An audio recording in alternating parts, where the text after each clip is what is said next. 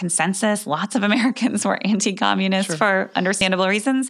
And this was also post-war baby boom, Leave It to Beaver era, right? And kind of pre-active civil rights or early years of the civil rights movement. And so in holding these values, evangelicals were not that distinct, certainly not oppositional over against the rest of Americans. Roman Catholics would have been in the same place, for instance. Absolutely. What changes is the 1960s change all of this, right? That's when we have the civil rights movement challenging white authority, white privilege, white superiority. And we have the feminist movement challenging this gender traditionalism. And we have the Vietnam War and the anti-war movement really questioning American goodness and greatness. And this is the moment when evangelicals really double down on these values, whereas other Americans, many other Americans, not all, but many, end up questioning these values.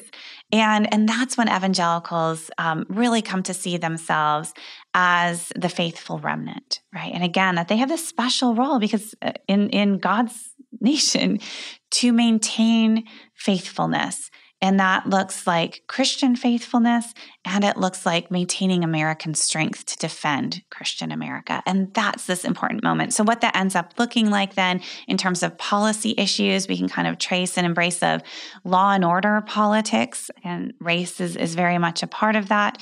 We also see this this kind of growing militancy, this idea, again, this oppositional identity of us versus them, not only America versus the rest of the world, particularly in that time, the communist threat, but against Americans who are not with us, right? Against liberals, against secular humanists. Love it or leave it. That's the world I was a young adult in. Exactly. So this oppositional identity that really does define, it cuts through the nation, right? The fractured a nation part of the subtitle. If you're not with us, you are against us. And you can just see this, these teachings propagated in churches, in Christian publishing, through Christian radio, this very us versus them mentality. And because the stakes are so high, it can justify all sorts of tactics in this battle. The ends will justify the means. And that's how we get to a broader set of issues that we can see today in all kinds of survey data that white evangelicals are much more likely than other Americans to support war, preemptive war in general, to condone the use of torture, to be anti-immigrant, to support a border wall, pro gun rights. And you can kind of just look on nearly any social and political issue.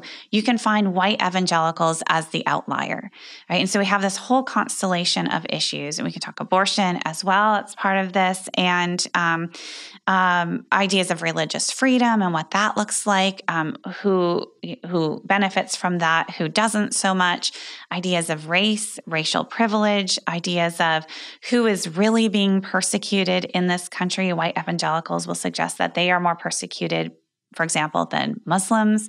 Views on Black Lives Matter. There's this whole constellation of issues that comes together as part of this coherent identity.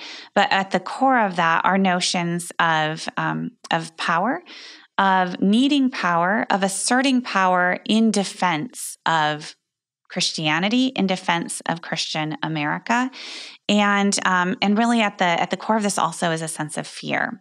And that's one of the things that that surprised me as I did this research. I kind of went into this project, I think, understanding that evangelical militancy, when it surfaces, is a kind of natural response to fear, right? Fear of communism, fear of secular humanism, fear of radical Islam. And so they are pushed to the point of what else can we do but kind of lash out. And again, the ends will justify the means here.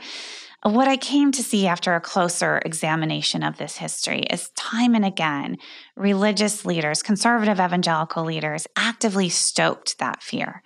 Right? They actively stoked fear. Mark Driscoll's church is a prime example, Jerry Falwell Sr.'s church.